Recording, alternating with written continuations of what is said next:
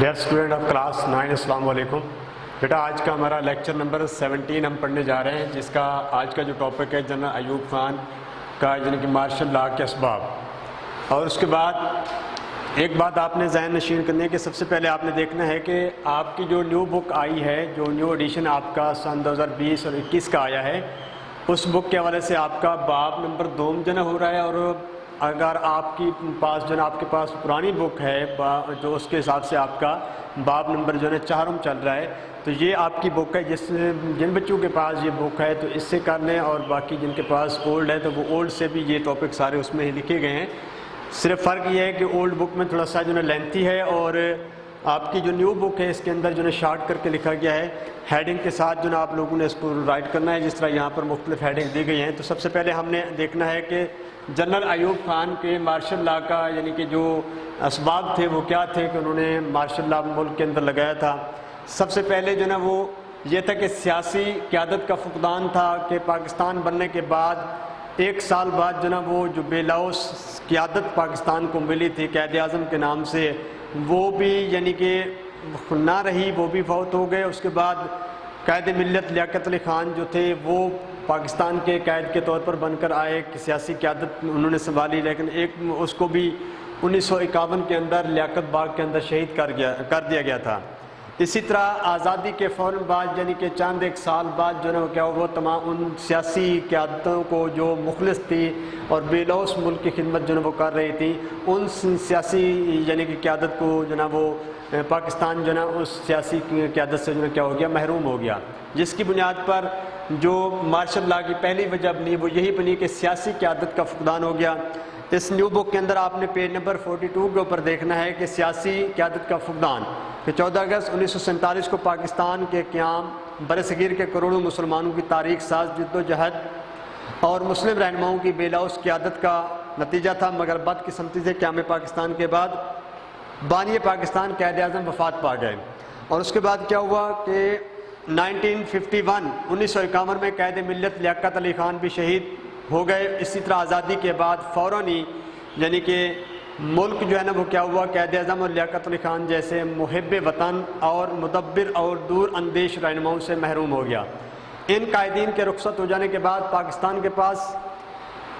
ایسی یعنی کہ کوئی سیاسی قیادت نہ تھی۔ پاکستان ایک اہل سیاسی قیادت کا بحران پیدا ہو گیا، یعنی پاکستان کے اندر کیا ہو گیا، قائد اعظم اور لیاقت علی خان کی وفات کے بعد پاکستان کے اندر جو مدبرانہ سوچ اور ایک مخلص سوچ کے قائد تھے، ان قیادتوں سے جو ہے وہ پاکستان کیا ہو گیا، محروم ہو گیا۔ اب ملک کی باغ دوڑ جو ہے ایسے قائدین کے ہاتھوں میں آ گئی جو مطلوبہ قومی وحدت پیدا نہ کر سکے اور صوبائی، لسانی اور معاشی بحرانوں کو قابو نہ کر سکے۔ یعنی قائد اعظم اور لیاقت علی خان کی وفات کے بعد ملک کی جو باغ دوڑ تھی، ملک کو چلانے کے لیے جو انتظامات جو تھے، جو سیاسی قیادت جو تھی،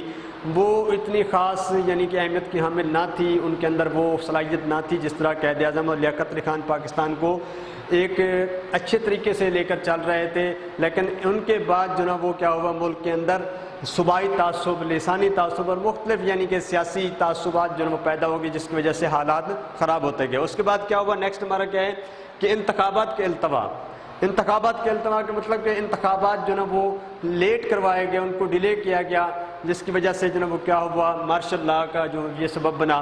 پاکستان کو سیاسی بحران کو دور کرنے کے اہم سبب انتخابات کے التوا بھی تھا، یعنی کہ جب انتخابات نہ کروائے گئے، اس کو جتنا ہی دیر ہوتی گئی، جس کی وجہ سے سیاسی جو جماعتیں جو نا آپس میں ان کی کشمکش ہوتی گئی، جس کی وجہ سے وہ انتخابات منعقد نہ ہونے کی وجہ سے کیا ہوا کہ جنرل ایوب خان نے یعنی کہ مارشل لاء لگایا۔ اس کے بعد تیسرا جو کردار ہے، جو سبب ہے مارشل لاء آنے کا، وہ کیا ہے، نوکر شاہی کا کردار، یعنی کہ اس کے اندر جو بیوروکریسی کے جو ادارے ہیں، جو افسران ہیں، وہ شامل ہو گئے، جس کی وجہ سے جو نا وہ کیا ہوا کہ حالات جو نا وہ خراب ہونے لگے، جس کی وجہ سے مارشل لاء کا سبب بنا کہ بیوروکریسی یعنی کہ نوکر شاہی کے کردار۔ قیام پاکستان کے بعد ملک میں جمہوریت کو ناکام کرنے کے لیے بیوروکریسی نے بہت کردار ادا کیا، یعنی کہ جمہوری نظام کو ناکام کرنے کے لیے بیوروکریسی یعنی کہ سول سروسز کے جو ادارے ہیں یا جو افسران ہیں، انہوں نے اس کے اندر مداخلت شروع کر دی، جس کی وجہ سے جمہوریت کو ناکام کرنے کی کوشش کی گئی۔ گورنر جنرل غلام محمد، سکندر مرزا اور چودھری محمد علی کا تعلق بھی سول سروسز تھا۔ مجموعی طور پر نوکر شاہی نے غیر ذمہ دارانہ رویے کا مظاہرہ کیا۔ حقیقت یہ کہ سول سروس میں جو لوگ زیادہ بااثر تھے، یعنی کہ زیادہ طاقت رکھنے، زیادہ اثر رکھنے والے تھے، ان کے دلوں میں اقتدار کی ہوس جو ہے نا وہ کیا ہوگی، پیدا ہوئی، کہ جو سول سروسز کے لوگ تھے ان کے اندر بھی یعنی اقتدار میں آنے کی، وزیر اعظم، صدر، یہ چیزیں بننے کی جو ہے وہ خواہش پیدا ہوگی، جس کی وجہ سے انہوں نے جمہوریت کو ناکام کرنے کی بہت کوشش کی۔ اس صورتحال کی وجہ سے یعنی کہ اس صورتحال کو دیکھ کر جنرل ایوب خان نے مارشل لا لاگو کیا۔ اس کے بعد کیا ہے، پارلیمانی نظام کی ناکامی، یعنی کہ چوتھا جو سبب بنا مارشل لا کا وہ کیا ہے، پارلیمانی نظام کی جناب وہ کیا ہے، ناکامی ہے۔ اچھا، اس کے اندر کیا ہے کہ قیام پاکستان کے بعد یعنی کہ 14 اگست 1947 سے لے کر 7 اکتوبر 1958 تک پاکستان میں پارلیمانی نظام رائج رہا۔ پہلے 11 برسوں میں یہ نظام مکمل طور پر ناکام ہو گیا۔ اچھا، پارلیمانی نظام کی ناکامی کا اندازہ اس بات سے لگایا جاتا ہے کہ 11 برسوں میں 4 گورنر جنرلوں کے تحت 7 وزارتیں تشکیل دی گئیں، اور ان میں مسٹر آئی چندریگر کی وزارت مختصر ترین تھی جو کہ صرف 2 ماہ چل سکی۔ اس سیاسی عدم استحکام کے نتیجے میں معاشی اور سیاسی بحران کا شکار ہوا، یعنی کہ ملک جو ہے معاشی لحاظ سے بھی اور سیاسی لحاظ سے بھی کیا ہوا، شکار ہوا۔ ان حالات سے مارشل لا کے نفاذ کی حوصلہ افزائی ہوئی۔ اس کے بعد کیا ہے کہ ہمارے پاس دستور سازی میں مسلسل رکاوٹ، یعنی کہ قانون سازی کے اندر دستور سازی کو بنانے کے لیے مسلسل رکاوٹیں پیدا ہوتی ہیں، جس کی وجہ سے مارشل لا لگایا گیا۔ پاکستان اور بھارت دونوں میں ایک ہی وقت میں آزاد ہوئے، اور بھارت نے اپنا دستور 2.5 سال میں تیار کر لیا، لیکن پاکستان کے سیاستدان اس اہم مسئلے کو لٹکاتے رہے۔ یعنی کہ بھارت نے کیا کیا کہ اپنا، کیونکہ ایک ہی وقت کے اندر دونوں ممالک آزاد ہوئے، یعنی کہ پاکستان آزاد ہوا تو وہ بھی اپنا یعنی کہ ملک علیحدہ ہو گیا اور پاکستان بھی علیحدہ ہو گیا، تو ان دونوں ممالک کیا ہوا کہ بھارت نے کیا کیا کہ 2.5 سال کے اندر تقریباً جو ہے اپنا دستور سازی کا کام جو مکمل کر لیا، لیکن پاکستان کے اندر سیاسی فقدان کی وجہ سے، سیاستدار اہل سیاستدانوں کے نہ ہونے کی وجہ سے کیا ہوا، یہ مسئلہ ہمیشہ کے لیے لٹکا رہا۔ آخرکار صورتحال ایسی پیدا ہو کہ مارشل لا کا نفاذ ہو گیا۔ اس کے بعد بیٹا آپ کا نیکسٹ جو سوال بنتا ہے وہ ہے بنیادی جمہوریتوں کا نظام۔ یہ بھی آپ کی اولڈ بک کے اندر بھی شامل ہے، لیکن نیو بک کے اندر آپ نے دیکھنا ہے کہ اس کے اندر مختصر سا یعنی کہ شارٹ کیا گیا ہے، لیکن اولڈ بک سے بھی آپ کریں گے تو اس میں کوئی حرج نہیں ہے۔ بنیادی جمہوریتوں کا نظام کیا ہے، اس کے اندر یعنی کہ ہمارے پاس مختلف نظام آ جاتے ہیں، جس میں یونین کونسل یا ٹاؤن کمیٹی کے نام سے، تحصیل کونسل یا تھانہ کونسل کے نام سے، اس کے بعد ضلع کونسل اور ڈویژنل کونسل، اور نظام کی افادیت جو ہے وہ کیا ہے، یعنی کہ اس جمہوریت کی بنیادی جمہوریتوں کے نظام کی افادیت کیا حاصل ہوتی ہے۔ تو یہ 4 بنیادی جمہوریت کے نظام ہیں، ان کو ہم نے دیکھنا ہے کہ یونین کونسل کیا ہے، اس کو کس نظام کے تحت جو ہے وہ بنایا گیا ہے،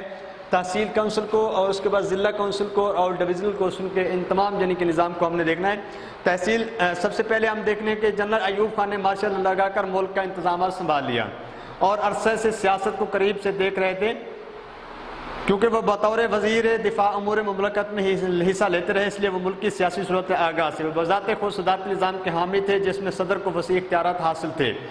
اچھا، اس کے بعد اسی احساس کے پیش نظر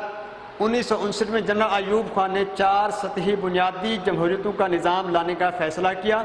اس 4 سطحی نظام میں یونین کونسل، تحصیل کونسل، ضلع کونسل اور ڈویژنل کونسل شامل تھی، یعنی کہ یہ جو بنیادی نظام تھا یہ بھی جنرل ایوب خان نے متعارف کروایا تھا، جس کے اندر یونین کونسل کا نظام، تحصیل کونسل کا نظام، ضلع کونسل اور ڈویژنل کونسل کا نظام شامل تھا۔ تو آئیے ہم دیکھتے ہیں تحصیل کونسل کے بارے میں، کہ سب سے پہلے یونین کونسل کے بارے میں، کہ یونین کونسل کیا ہے، کہ بڑے دیہی قصبات میں یونین کونسل اور چھوٹے قصبات میں ٹاؤن کمیٹی بنیادی جمہوریتوں کی پہلی منزل تھی۔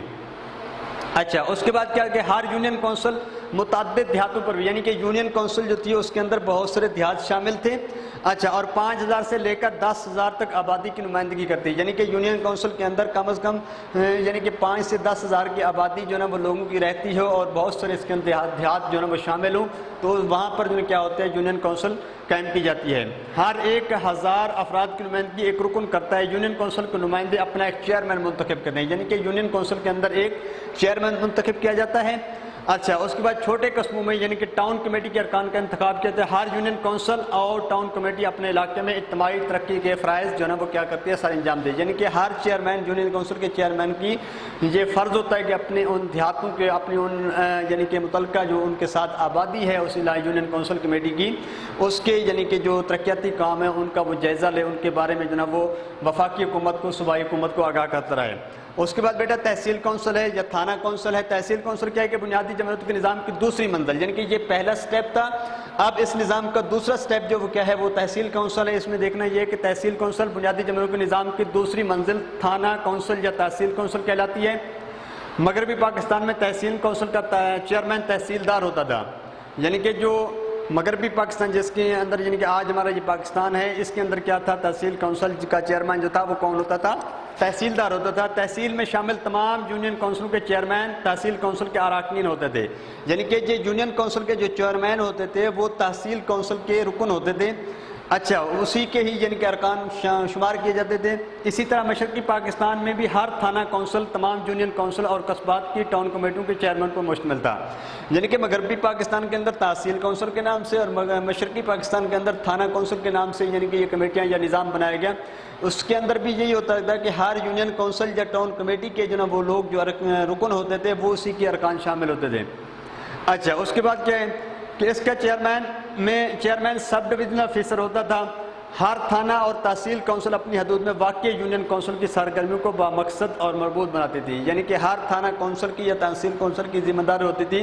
جو اس کی حدود میں جتنے بھی یونین کونسل آتی تھی ان یونین کونسل کی تمام تر ترقیاتی کام یا ان کے تمام تر مسائل کو وہ دیکھتی تھی۔ اس کے بعد کیا ہے ضلع کونسل۔ ضلع کونسل بنیادی جمہوریتوں کے نظام کی یہ تیسری منزل ہے، یعنی کہ یہ تیسرا سٹیپ ہے اس بنیادی جمہوریتوں کے نظام کا، کہ پہلا جو یونین کونسل، اس کے بعد تحصیل کونسل اور تیسرا جو ہے ہمارا ضلع کونسل ہے۔ یہ ضلع بھر کی یونین کونسل ٹاؤن کمیٹیوں اور یونین کمیٹیوں کے منتخب چیئرمینوں، میونسپل کمیٹیوں کے چیئرمینوں اور کنوائنٹمنٹ بورڈوں کے نائب صدر اور سرکاری افسران پر مشتمل ہے، یعنی کہ یہ ضلع کونسل جو تھا ان تمام لوگوں پر جس کے اندر یونین کونسل بھی ہوگی، ٹاؤن کمیٹیاں بھی ہوگی، یونین کمیٹیاں بھی ہوگی اور یونین کمیٹی کے چیئرمین ہوگے، میونسپل کمیٹی کے چیئرمین ہوگے اور کنوائنٹمنٹ بورڈ کے جو صدر اور نائب صدر اور سرکاری افسران ہوگے وہ بھی اسی ضلع کونسل کے اندر شامل ہوتے ہیں۔ ہر ضلع کونسل کے نصف یعنی کہ ہر ضلع کونسل کے آدھے اراکین نامزد کردہ ہوتے تھے، یعنی کہ ان کو نامزد کیا جاتا تھا۔ ضلع کا ڈپٹی کمشنر یا کلیکٹر ضلع کونسل کے چیئرمین ہوتا تھا، یعنی کہ جو مارشل لاء کے بعد کا نظام جو جنرل ایوب خان نے بنایا ضلع کونسل کے اندر، جو وہ ضلع کا ڈپٹی کمشنر یا کلیکٹر جو ہوتا تھا وہ ضلع کونسل کا چیئرمین بھی ہوتا تھا۔ اس کے بعد بیٹا نیکسٹ ہمارا جو اگلا سٹیپ ہے ڈویژنل کونسل کا، کہ ڈویژنل کونسل کیا ہے؟ ڈویژنل کونسل بنیادی جمہوریتوں کے نظام کی آخری منزل ہے، یعنی کہ یہ جو نظام انہوں نے متعارف کروایا اس کی آخری جو اس کا لاسٹ سٹیپ ہے وہ ڈویژنل کونسل ہے۔ ہر ڈویژنل کونسل سرکاری یعنی کہ نامزد کردہ اور منتخب اراکین مشتمل ہوتی تھی۔ ڈسٹرکٹ کونسلوں کے چیئرمین بلحاظ عہدہ